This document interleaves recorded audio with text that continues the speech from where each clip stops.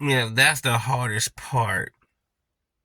If I could teach a lesson today to the kids, that's the hardest part about being a Crip is no matter how hard you think you are, there's someone out there that thinks they're harder than you. And eventually, the respect factor comes in when you have to actually catch a fight and catch a fade. Bricc, baby. I gave you your props the other day. But now, you know, the road is running near to the end. The excuses and why you want to do this, and you fake crashing out on no jumper, acting like you with the business, and you about to punch this, and then you disappear again and go on a trip. Like you got some real ones, real reputable ones asking you for the fade, and eventually you have to catch it. There's no hiding about it. There's no internet stuff about it you can really do. There's nothing you can really do about it. You have to just catch the fade, and that's the fucked up part about it. Because like when you're blood, it's easy to just like all disrespectful words are all the same. So if one blood feels about it, they all feel about it. They all go up on you. So like they're more together, and it's more simple. It's more simple math being a blood because the simple disses are so simple. It's so simple. Everything's just so simple. You know what I mean? Crips is trigonometry and shit. I be sitting in the fucking car with Crip Matt going through McDonald's and I can't say French fries because I'm 40 years old, cuz nigga, what the fuck you talking about? Nigga, I want to order a large French fries, cuz nigga, I'm not gonna be sitting talking about, large potato things. Them potato things. Just because he's in the car. If he got a problem, man, we can catch a fade after. Nigga, I don't give a fuck. Nigga, I'm gonna say French fries. And that's the thing is that, like, this stuff is trigonometry because you got all the shit that you can't say and all these words that you can't say, it's too much. It's too much. It's too much, and I don't know how people logically live through life trying to pronounce and not say certain words in this world that we've grown up on, and you change it around. I don't know how y'all live that type of life. I'm not gonna live that type of life. I've never really been into depth like that. You feel me? And it's just crazy because now, Bricc Baby got into it with a real one. You feel me? Baby Runner is a real one. That's the one, and he's not gonna stop till you give him one. He's not gonna stop till you get one. Baby Runner is one of them real ones that, and like he was saying, I feel what he was saying. He's like, you trying to make it a 40-60 issue, and there ain't no issue.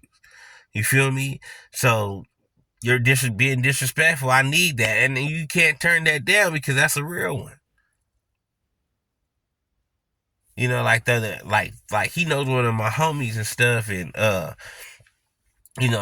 this nigga one time just locked up with a whole gang of bloods, just him and Baby Runner. And he said Baby Runner is a tight ass rapper. I'm gonna check him out. They say he's a tight ass rapper because he said nigga, that nigga should be freestyle and all that shit, but he said he was locked up with some bloods. And he said, nigga, like, Baby Runner just don't give a fuck. Nigga, hothead, nigga, like, don't give a fuck. And nigga was down there about to start a ride off with all the bloods. The homie like, nigga, fuck that. Nigga, I ain't gonna let him get packed out. Real nigga, real homie, nigga, solid. Nigga, like, fuck that. Nigga, I ain't gonna let the homie get packed out. No shit like that. So he, nigga, took up for a homie, nigga, and shit. And luckily, one of the dudes knew his dad, you feel me, because he got him out the situation, so it was all good.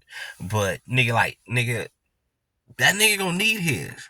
And that's the whole point of my story is that, it's just so simple being a blood. Things get resolved quick.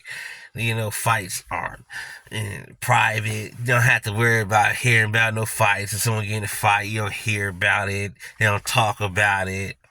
It's just resolutions are just everywhere. Resolutions are very easy. This trigonometry stuff, we've been talking about this bullshit that I really don't give a fuck about, but I know certain niggas in LA give a fuck about. Do I give a fuck about what the fuck he said? I don't give a fuck about what he said. But we had to hear about this for 2 weeks about what DW Flame said and his disrespectful to LA and you feel this way and all this, and then it just turned to now people just want to fight Bricc, baby. And at this point, cuz there's only so many paths and places you can really go. You know, that's the thing I respect about Crip Mac is Crip Mac, he didn't turn down Phage. He didn't turn down DP. He didn't turn down the fight versus Jap. He didn't turn down the fight versus the Brim. Even though he may have lost, he didn't turn it down. And that's what they respect. That's why the Southsiders respect Crip Mac. Everybody respect Crip Mac. Because so he can talk his shit because he ain't turning down nothing. I don't care about what yard he's in, all that stuff. He still, when he's in the streets, he still ain't turning down nothing. So, you know, I mean, Cowboy called you out for the fade. You thought, oh, I'm not fighting no snitch. But, you know, you can get away with trying to use that allegation for not fighting Cowboy. But when it comes to you running into a real one, a real reputable, known person in the street, known person called you out, and you saying that it don't have to go that far as like too much violence. He just want to knock you out. Like, you gotta take the knockout or see what your hands is like. Other than that, man, like where you come from? Cause on the real.